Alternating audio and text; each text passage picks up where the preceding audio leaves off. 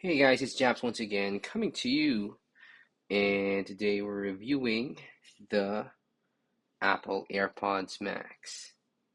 Alright, so I've been using these headphones for quite some time now, a couple of hours here and there. I've been using it for all sorts of stuff, and I gotta say, I can see its appeal. The distinct design, the sleek Mac aesthetic that they have. It has its pros and cons. And by the way, the sound that you're hearing right now is coming from the AirPods mic. Now, what do you think about the sound of the AirPods Max mic? Let me know in the comments down below.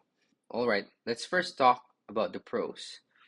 One is connectivity. These headphones have the best connectivity to your Mac ecosystem. If you have your iPhones, iPads, Macs, and all that stuff.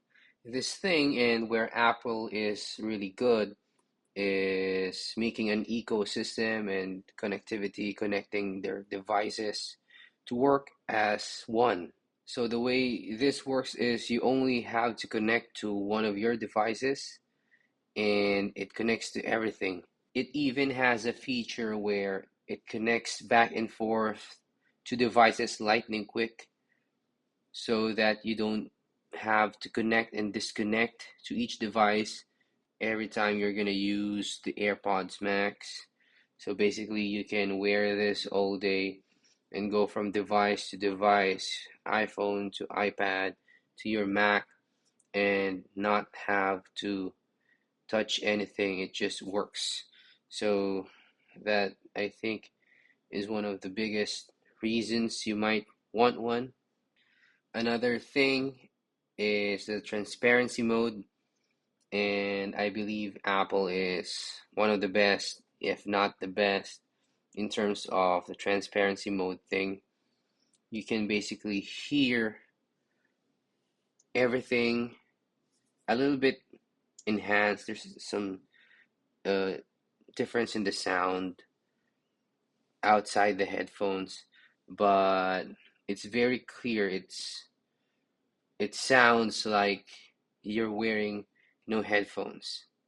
It's just as natural as it gets in terms of all the other headphones and earpieces that I've tried. Another great thing about it is the noise canceling.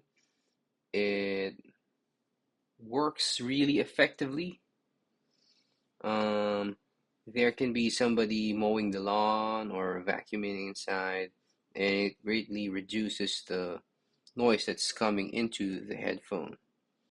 It's so good that if somebody talks to you, like even at close range, you may be able to not hear them. Another pro is the battery life. So far, it hasn't died while I was using it. The battery life is kind of excellent in this headphone. I charge it every now and then when I'm not using it, but so far it hasn't failed. So battery life is pretty good. The sound is decent. We'll talk more about the sound later, but those are the three big pros of this headphone: the connectivity, the noise canceling, and the transparency mode. Even just with the connectivity feature, you will not be able to get that much from any other brands just because this is what Apple does. They connect their devices almost seamlessly. So that pretty much summarizes the pros of this headphone. One, the look, the metallic finish, you know, it matches all your Apple devices. To the connectivity, connects like no other. You can wear it all day without even removing it, in theory. Now, let's go to the cons. Some of the things that I don't like about this headphone is one, the weight. It's quite heavy, I guess, being metal and all of that. And then it kind of squishes my head a little bit, that sort of thing. Um, it's not very comfortable to wear on long periods of hours. So I guess you will not be able to wear it all day like they design it in theory. So yeah, weight has got to come down. The headbands need to loosen just a little, just a little. Or there should be an adjustment for the headbands, like the tightness and how much pressure you want it to apply on your head. Now, another con is the price. It's quite expensive for a headphone. I guess, all Apple products are expensive anyways. It's on that studio caliber headphone price range. Another con of this headphone is it doesn't have any input jack, so you can't really use this in any professional capacity, like using it in pro audio and all that stuff.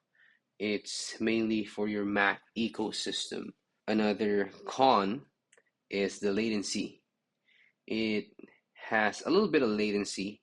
It's not much, but it's significant enough that if you play, and when I say play, is like an instrument, when you play an instrument, a VST on your computer, you can definitely notice the feedback delay, and that can throw you off if you're a performer.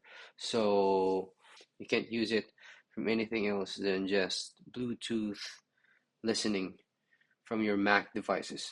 Maybe for video editing, it might be acceptable, that sort of delay, but for music, performing, recording, you can't use the AirPods Max just because Apple refuses to put a headphone jack or headphone port on your devices. They want to remove all of the headphone jacks, or as much as they can anyway. So that's pretty much all I have for the AirPods Max sort of first look review. We will go to in-depth sound review of the AirPods Max on another video where I compare it to other audiophile headphones so that we have context and we can see if the AirPods Max sound is really good compared to other headphones on its price range. Anyway, that's all I have for you today. Let me know what you think of the AirPods Max in the comments down below. Do you want one? Anyway, I'm Jabs, and I hope to see you in another video. Peace.